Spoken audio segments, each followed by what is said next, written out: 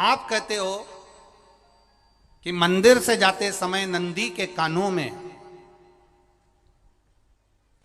कहकर चले जाओ। बैठिए बैठिए बैठिए बैठिए। बहुत सुंदर प्रश्न है आपके, बहुत भाव से और आनंद से आपने करा, और जनमानस के कल्याण के प्रश्न है ये, केवल आपके लिए नहीं है, ये सबके लिए इतने जोरदार प्रश्न हैं। जो गलती भी करते होंगे तो इसको सुधार सकते। आपने कहा कि नंदी के कानों में कहना चाहिए। लोग हंसते हैं, कहते हैं बताओ वो नंदी के कानों में भगवान को कहना चाहिए। वैसे तो हम आपको एक बात बता दें कि दुनिया के लोग किसी दूसरे धर्म की कभी हंसी नहीं उड़ाते। दुनिया के लोगों को दूसरे का धर्म अच्छा लगता है। दुनिया के लोग सबसे ज्यादा हंसी उड़ाते हैं तो हमारे सनातन धर्म की ही उड़ाते हैं, और उसे खुद उड़ाते हैं, दूसरा उड़ाने वाला नहीं होता। दूर के ढोल हमें समझ में आते हैं, उसका धर्म हमें समझ में आ गया, उनके यहाँ क्या है, ऐसा है, आओ कुछ नहीं, उनके धर्म में ऐसा है। कितना आनंद हमें दूसरे के धर्म में लग रहा है, और हमारा सनातन धर्म हमको बुरा लगता है। हमारे सनातन धर्म हमें बुरा लगने लगा। अरे भाई, लोग कहते हैं कि नंदी के कान में कहते हो, ये कोई हमारे पुराणों में या शास्त्रों में लिखा है? भगवती बहन साहू, आपको धन्यवाद देना चाहूंगा और एक बात कहना चाहूंगा। जितनी भी शिव महापुराण के अंतर्गत चाहे उपाय जो बताए जाते हैं कि बेलपत्री ऐसे चढ़ाना, काली मिर्च ऐसे चढ़ाना, चावल ऐसे चढ़ाना, धतूरा का क्या महत्व है, शमी के पत्ते का क्या महत्व है, बेलपत्री के पत्ते का क्या महत्व है, ये जितनी भी बातें बताई जाती हैं ये सब पुराण के अंतर्गत से बताई जाती है। अब दुनिया के लोग इसको चाहे टोटका कह दें, चाहे दुनिया के लोग इसे टोना कह दें, पर पुराण से हटकर कुछ नहीं। और आप लोगों को अगर बोला है कि नंदी के कान में कहकर भगवान शंकर के मन में बात पहुंचे, तो ये क्यों कहा, तो ये भी हमारी शिव महापुराण में लिखा है, जलंधर के चरित्र में। कोई आपसे कहे कि नंदी के कान में बोलने से क्या होता है, ये जलंधर का चरित्र कह रहा है। मां पार्वती जी का हस्त कमल पकड़कर जलंधर लेकर जाने लगा।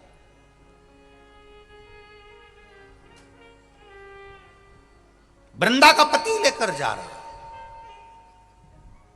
वृंदा तो भगवान की भक्ति में लीन रहती थी, उसको तो जलंधर को सबसे ज्यादा तकलीफ थी नारायण से, पर शिव के पास आ गया, क्योंकि ईर्षा प्रवृत्ति अभी कथा में कहा, कोई कोई ऐसा होता है जिसको तुमसे बेर नहीं होता तो भी अंदर से ईर्षा जाग जाती है। कोई कोई ऐसा होगा जिसको अंदर से ईर्षा जागती है, अपने आप अंदर से ईर्षा जागती है, उसका कोई बेर नहीं, और ईर्षा जाग गई, भीतर से ईर्षा जाग। ना आप उससे मिले हो, ना कभी वो आप उसके सामने बैठे हो। कई लोग किसी ना किसी की बुराई करते हैं तो हम लोग पूछ भी लेते हैं, क्यों साहब उनसे मिलकर आए हो क्या तुम? कभी नहीं मिल किया है, कभी उनका सामना हुआ नहीं हुआ, तो फिर बुराई क्यों कर रहा? एक ने कर दी थी इसलिए हमारे ध्यान में था तो हमने भी कर दी। लो, वो कुआं में डूब के मरेगा तो तू भी मरेगा का? नहीं। नंदी सामने बैठा है, गणेश जी को मालूम पड़ गया, कार्तिकेय को मालूम पड़ गया, मां पार्वती जी का हस्तकमल जलंधर ने पकड़ लिया और लेकर चला। मालूम पड़ गया, तब नहीं रहा गया। गणेश जी को क्रोध आ गया और गणेश जी महाराज आए, शिव जी को जगाने लगे। पिताजी पिताजी पिताजी कर कर जगाया। उठो पिताजी, पिताजी उठिए, पिताजी जागिए। पिता को जगा रहे हैं। भगवान शंकर नहीं उठे, तप में लीन थे। क्या करें हम? जलंधर के पास में इतना बल है, इतना बल है, और पिता की आज्ञा नहीं होगी तो हम कैसे मार देंगे इसको? मारने को तो हम मार दें। मां ने आज्ञा करी थी कि जलंधर उसको तारकासुर को मार दो, तो कार्तिकेय ने तारकासुर को मार दिया। शिव जी की आज्ञा नहीं तो हम इसको कैसे मारें? क्या करें? सब कुछ गणेश जी ने देख लिया, शंकर जी के ऊपर बहुत बहुत बहुत बहुत प्रार्थना कर कर देख ली, पर शंकर जी नहीं जागे। तब आखिरी में विनायक ने, गणेश ने, जितने लोग आस्था चैनल पर कथा सुन रहे हैं, जितने लोग फेसबुक यूट्यूब पर कथा सुन रहे हैं, इस बात को याद रखना कि नंदी के कान में कहने से क्या होता है वो ये इस कथा से सीख लेना। आखिरी में गणेश जी को लगा किसको कहूँ, शंकर जी भी तप में हैं, नंदी भी तप में हैं, मैं किसको कहूँ? शिव जी को कह के कर थक गया, पिताजी को बोल बोल कर थक गया, पिताजी जागते नहीं। अब मैं किसको कहूं ये बात, किससे कहूं?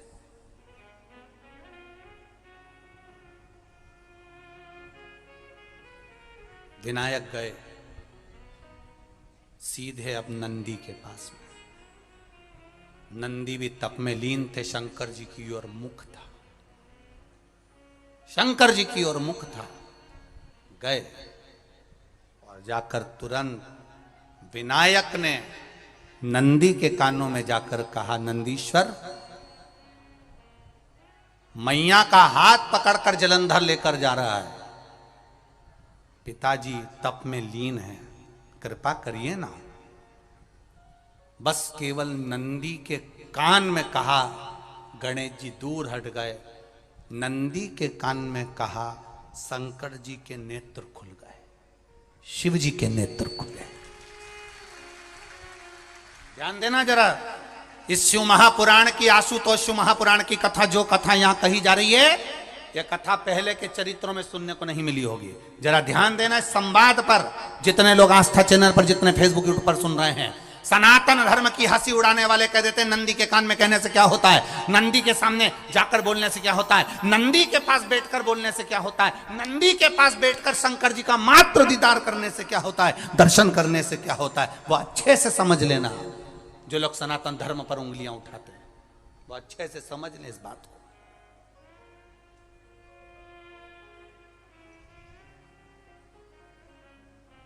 क्या होता है, नंदी तप में लीन, शिवजी तप में लीन, शिव नहीं उठ रहे। विनायक ने नंदी के कानों में जाकर कह दिया, नंदी के कान में जाकर कहा, नंदी के नेत्र नहीं खुले। नेत्र किसके खुले? जम के बोलो, महादेव के खुले, शिव जी के खुले। ये मन का तार। नंदी शंकर की आराधना कर रहे थे, शिव अपनी भक्ति में डूबे थे।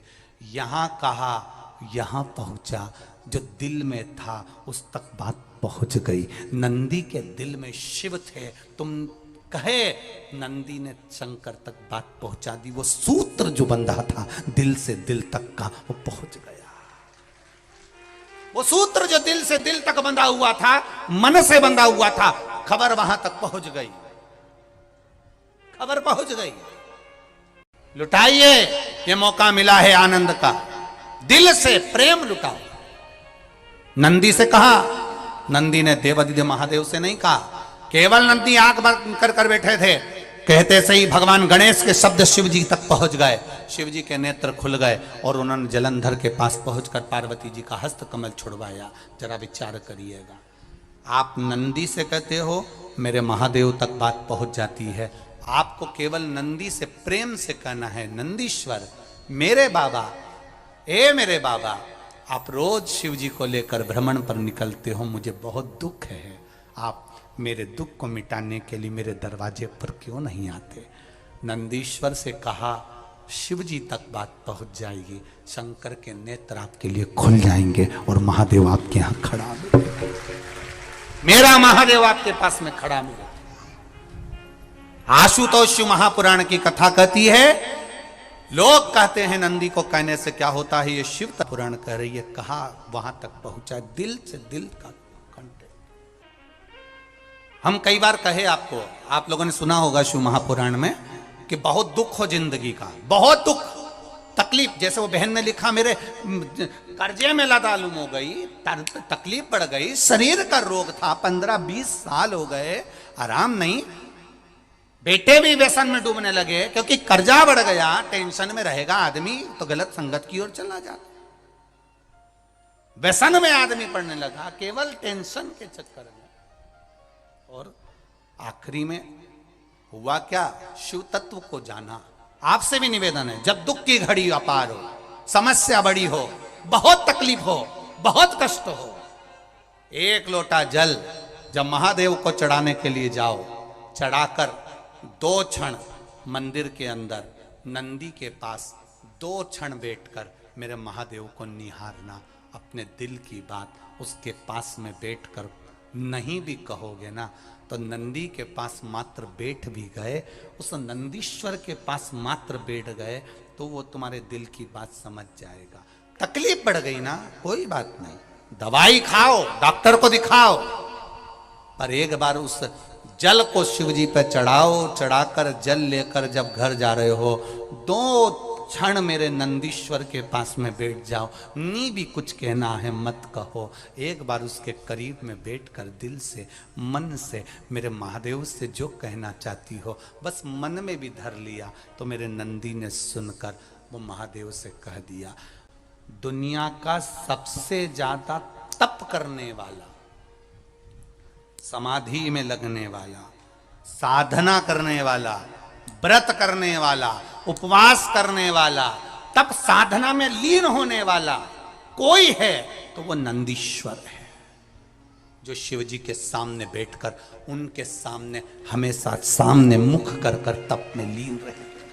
कितने लोग हैं जो भगवान नंदी के कानों में कुछ कहकर आते हैं? बोले हो कभी? सीधे बोल देते हो क्या जाकर? नंदी के कानों में कहने का भी एक तरीका है, आप लोगों को मालूम होगा वो तरीका? नहीं मालूम? ये बेलपत्री की जो डंडी रहती है ना, बीच का जो भाग है, ध्यान दिए ना जरा सा, ये बीच की जो डंडी है, फिर से देखिए, बेलपत्री के 2 पत्ते और उसके पास में जो बीच की जो डंडी का भाग, पास में जो बीच की जो डंडी का भाग है, दिख रहा है आप लोगों को? ये 2 डंडी, ये बीच की 2 पत्ती और उसके बीच में जो 2 डंडी का भाग, आप लोगों को मालूम होगा वो तरीका? नहीं मालूम? ये बेलपत्री की जो डंडी रहती है ना, बीच का जो भाग है, ध्यान दिए ना जरा सा, ये बीच की जो डंडी है, फिर से देखिए, बेलपत्री के 2 पत्ते और उसके पास में जो बीच की जो डंडी का भाग है, दिख रहा है आप लोगों को? ये 2 डंडी, ये बीच की 2 पत्ती और उसके बीच में जो 2 डंडी का भाग होता है। जब हम देवाधिदेव महादेव से कोई बात कहने वाले होते हैं ना, कि बाबा बहुत दुखी हूँ, बाबा बहुत तकलीफ चल रही है, बाबा मैंने एक कंपटीशन एग्जाम में परीक्षा दी है, बाबा मेरे जीवन में ये तकलीफ हो रही है, बाबा, तब इस बेलपत्री की जो ये डंडी होती है, इस उंगली से, इस अंगुष्ठ से इस डंडी को पकड़ा जाता है और बाबा के कर्ण में कहने से पहले ये हाथ को नंदी के ऊपर रखकर फिर हम बाबा के नंदी के कानों में कहते हैं और चलते समय इस बेलपत्र को अशोक सुंदरी की जगह पर चढ़ाकर वापिस सजाते हैं। देव अधिदेव महादेव को पार्वती की बात मानना ही पड़ती है और वो कहना ही पड़ता है। ये बेलपत्र की महत्व है। ये जितना फल एक बेलपत्र की पत्ती में, उतना की उतना फल हम आपसे फिर कहेंगे। कभी मौका मिल जाए जिंदगी में, कभी तुम्हारे जीवन में अगर मौका मिले और कहीं बेलपत्री का वृक्ष मिल जाए जिसकी छांव तुम्हारे ऊपर पड़ रही हो, तुम्हारे ऊपर अगर बेलपत्री की छांव पड़ रही हो, उसके नीचे बैठकर कभी मौका मिले, एक बेलपत्री का पत्ता मात्र रखकर आप शिव जी का नाम लेकर जल भी अगर समर्पित कर रहे हो ना, तो वो 12 ज्योतिर्लिंग को जल चढ़ाने के बराबर फल प्रदान कर। एक बेलपत्री का पत्ता, एक बेलपत्री का वृक्ष, एक बेलपत्री के वृक्ष की छांव हमारे जीवन को कृतार्थ कर देती है, धन्य कर देती है, कृतार्थ। तो जिस जगह पर नंदी मेरे मंदिर के बाहर बैठा रहेगा,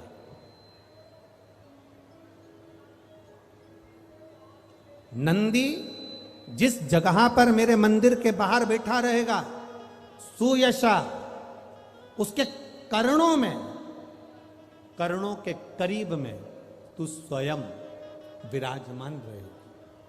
सुयशा, जब कोई नारी, जब कोई पुरुष, जब कोई बच्चा, जब कोई बुजुर्ग, जब कोई भी संसार सागर में रहने वाला मानव मेरे मंदिर में आएगा और नंदी के कान में कुछ कहकर जाएगा, तब तू उसको सुनकर माँ पार्वती से कहेगी। और पार्वती जब मेरे साथ प्रतिदिन प्रदोष काल में, प्रदोष के समय, शाम के समय भ्रमण पर जब पार्वती मेरे साथ जाएगी, तो पार्वती मैया जिसके सामने नंदी को रोक देगी, मैं उसके ऊपर कृपा करते हुआ चले जाऊंगा। ये हमारा भाव शिव महापुराण की कथा बना। तो शंकर जी के मंदिर जाते हैं तो आप जब वापिस लौट कर आते हैं तो नंदी के कान में, जब हम नंदी से कुछ कहते हैं, आप लोग जब वापिस लौट कर आते होंगे तो नंदी से कहकर आते होंगे ना कुछ ना। तो जब हम नंदी से कुछ कहकर आते हैं, आपने देखा होगा कई लोग नंदी के कान में कुछ कहते हैं, फिर नंदी का जो सींग होता है उस सींग के बीच में से शिवलिंग का दर्शन करते हैं। तो नंदी को जब कोई बात कही जाती है, नंदी से जब कुछ कहा जाता है कि हमारी बात शिवजी तक पहुंचाना, तो उसमें सबसे पहला अगर नाद करा जाता है नंदी के कानों में, तो ओम का नाद करा जाता है। आप सीधे जाकर अगर कहेंगे नंदी को कि हमारी ये बात है, आप वहां तक पहुंचा देना, तो नंदी उस बात को कहे चाहे नहीं कहे, पर जब आप नंदी के कान में ओम कहने के बाद में अपने हृदय की बात कहते हैं, तो जैसे एक पत्र आपने भेजा और पत्र को तुमने लिफाफे के अंदर रख दिया, रखने के बाद में तुमने एड्रेस भी लिख दिया, समझ लेना बहुत अच्छे से। एड्रेस लिखने के बाद में तुमने अपना मोबाइल नंबर भी लिख दिया, सब कुछ कंप्लीट।